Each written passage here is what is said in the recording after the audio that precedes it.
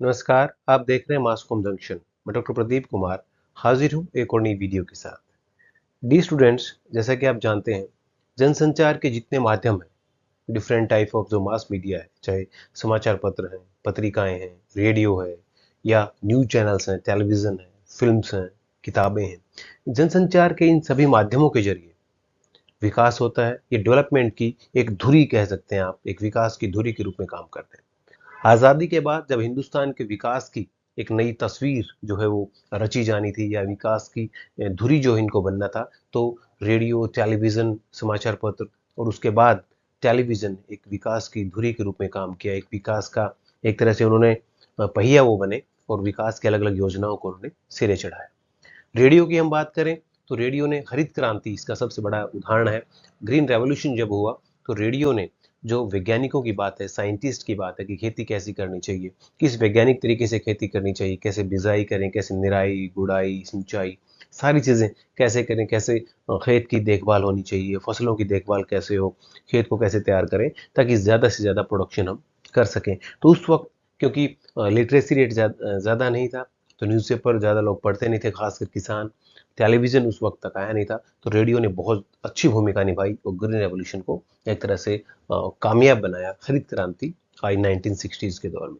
तो इसी से जुड़ा एक प्रोजेक्ट, डेवलपमेंट कम्युनिकेशन का एक प्रोजेक्ट आज हम चर्चा करने जा रहे हैं जिस पर, that is radio rural form. देखिए, जैसे कोई माध्यम आता है तो उस माध्यम को लोगों के बीच में स्वीकार्यता मिलने में थोड़ा सा समय लगता है। चाहे वो समाचार पत्र आए, रेडियो आए, टेलीविजन आया, और लोगों को उससे फेमिलियर होने में भी थोड़ा सा समय लगता है। तो ठीक इसी तरह जब रेडियो के जरिए, आज़ादी के बाद जब रेडियो के जरिए विकास की योजनाओं को लोगों तक जब पहुंचाना था, तो कई प्रोजेक्ट शुरू किए गए और उन प्रोजेक्ट के जरिए उन माध्यमों को लोगों से फेमिलियर किया गया, उनके जरिए एक उनको मंच बनाया गया, और इसी में एक कोशिश थी radio rural form. Development communication का एक प्रोजेक्ट है। डेवलपमेंट कम्युनिकेशन से अभिप्राय ये है कि जब आप कम्युनिकेशन को डेवलपमेंट के लिए इस्तेमाल करते हैं, यानी जब आप समाचार पत्र को, पत्रिकाओं को या जनसंचार के जितने माध्यम हैं, जब आप संचार करते हैं इनके जरिए लोगों से, एक जनसंचार करते हैं, मास ऑडियंस से आप जब बातचीत करते हैं और आपका मकसद होता है सोसाइटी में एक चेंज लेकर के आना। डेवलपमेंट अपने आप में क्या है? एक पॉजिटिव चेंज, यानी जब वो सकारात्मक बदलाव आता है, चाहे वो किसी व्यक्ति विशेष में आता है, समाज में आता है, राष्ट्र में आता है, किसी भी तरह का जो आता है सकारात्मक बदलाव, उसको डेवलपमेंट कम्युनिकेशन कहते हैं। और डेवलपमेंट कम्युनिकेशन जो है वो एक धुरी बनता है किसी भी राष्ट्र या समाज के विकास की। और हिंदुस्तान की हम बात करें तो जनसंचार के अलग अलग माध्यमों ने अलग अलग समय पर यह साबित करके दिखाया है कि जनसंचार के जो माध्यम है वो विकास संचार यानी डेवलपमेंट कम्युनिकेशन का एक बहुत अच्छा जरिया हो सकते हैं।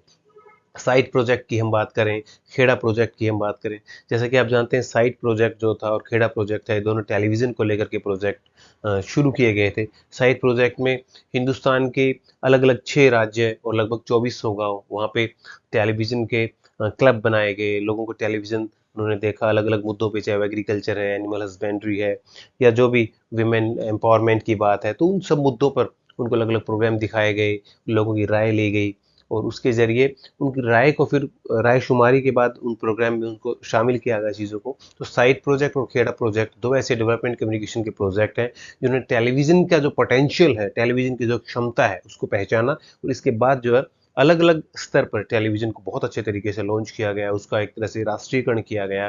जैसा कि 1980s में आप देख पा रहे हैं कि लाइव टेलीविज़न या उसकी नेशनल सर्विस या कलर टेलीविज़न, वो सारी चीज़ें, उसका विकास का जो एक तरह से बहुत तगड़ा जो फेज था वो 1980s में आया, और उसका आधार बना ये साइट और खेड़ा प्रोजेक्ट, क्योंकि इनके जरिए पता लगा कि टीवी में कितना पोटेंशियल है। तो आज हम जिस प्रोजेक्ट की जिक्र करने जा रहे हैं डेवलपमेंट कम्युनिकेशन का, वो रेडियो के फील्ड में किया गया, and that is radio rural phone. तो रेडियो रूरल फॉर्म प्रोजेक्ट क्या था? रेडियो रूरल फॉर्म प्रोजेक्ट, इसको चर्चा मंडल भी कहते हैं, यानी रेडियो पे जो है अलग अलग प्रोग्राम्स दिखाए गए और रेडियो रूरल फॉर्म बनाए गए, एक तरह से मंच बनाए गए जिनको चर्चा मंडल के नाम से भी जाना गया। ये पुणे महाराष्ट्र में 1959 में शुरू हुए, और इसमें काफ़ी मदद जो की है वो यूनेस्को ने काफ़ी मदद की है। यूनेस्को के जरिए इस प्रोजेक्ट को शुरू किया गया, उसकी मदद से इसको शुरू किया गया। और इसका जो बेस था that was Canada's farm form project. Canada में भी फार्म फॉर्म प्रोजेक्ट शुरू किया गया था, और उसी के आधार पर हिंदुस्तान में महाराष्ट्र के पुणे में 1959 में रेडियो रूरल फॉर्म बनाया गया। अलग अलग चर्चा मंडल बनाए गए जिसमें अलग अलग लोग होते थे, वो रेडियो पर प्रोग्राम सुनते थे और उन प्रोग्राम को सुनने के बाद उस पर चर्चा करना, डिस्कशन करना, उनको अपने जीवन में एक तरह से बदलाव के लिए या जीवन में धारण करना ताकि वो लाइफ में कुछ चेंज लेकर के आए। ये एक उद्देश्य था रेडियो रूल फॉर्म को शुरू करने का।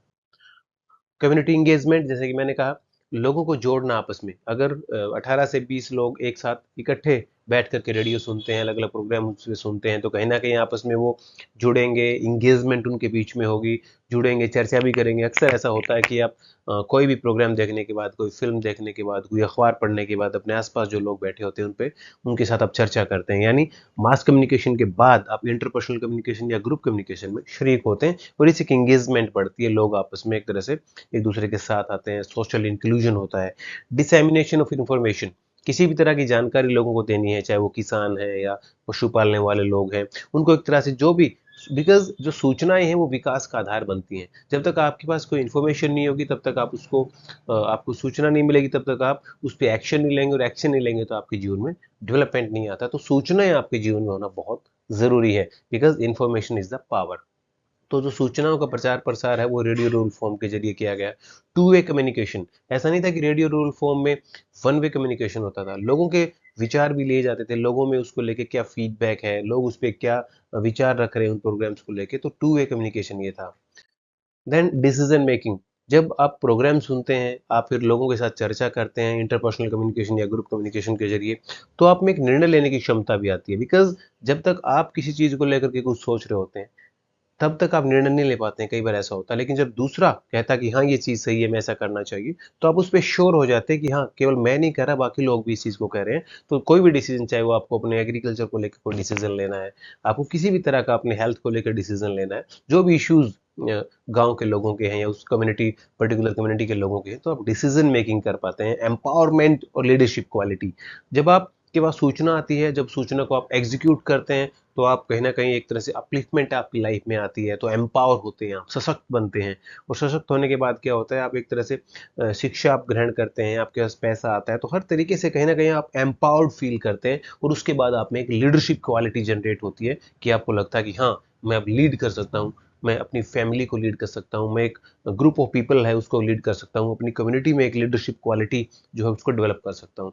देन एग्रीकल्चरल एडवांसमेंट, जिसका मुख्य उद्देश्य, बिकॉज क्योंकि रेडियो रूरल फॉर्म थे, तो ज़्यादातर जो किसानों के मुद्दे हैं या उनके स्वास्थ्य के मुद्दे हैं, हेल्थ के इश्यूज हैं, एनिमल हस्बेंड्री के मुद्दे हैं, तो इन सारे मुद्दों पर जो है बात करना, एक तरह से लोगों को कन्विंस करना, जो एक तरह से जो साइंटिफिक टेम्परामेंट है अलग अलग स्कीम्स को लेकर के वो डेवलप करना, ये इनका उद्देश्य रहा। The program was telecast on radio and then the discussion was made on the same. जैसा कि हमने बताया, रेडियो पर प्रोग्राम प्रसारित किए जाते थे, उसके बाद उन पर चर्चा होती थी, तभी इनका नाम चर्चा मंडल पड़ा। और हर मंडल में जो 15 से 20 मेंबर रहते थे। By 1965 the total number of चर्चा मंडल वर अराउंड 12,000 फ्रॉम 900।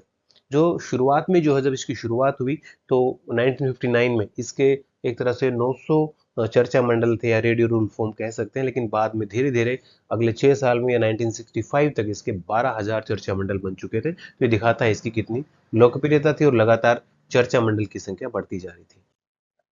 हालांकि इवैल्यूएशन की हम बात करें तो इवैल्यूएशन, जब प्लानिंग कमीशन की एक टीम जो थी, उन्होंने जब इसका रिव्यू किया, जब इसको इवैल्यूएट किया, then planning commission found in their research that the people from elite class were associated with these चर्चा मंडल।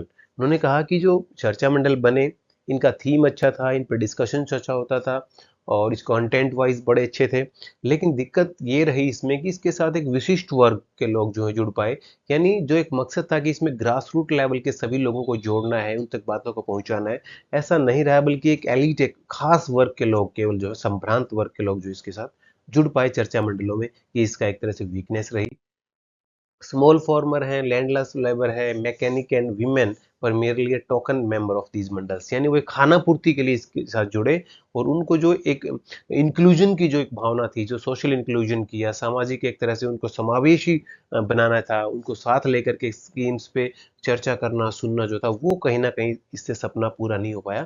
बल्कि ये एक एलीट क्लास तक चर्चा मंडल जो है बन के रह गए, और इसी वजह से इनका जो असली मकसद था वो पूरा नहीं हो पाया। ये प्लानिंग कमीशन की एक जो रिपोर्ट थी, जो स्टडी जो की उसके मेंबर्स ने, उसमें ये एक जो कमेटी ने जो रिपोर्ट दी उसमें ये सामने आया। तो डियर स्टूडेंट्स, आज मैंने बात की रेडियो रूरल फॉर्म की।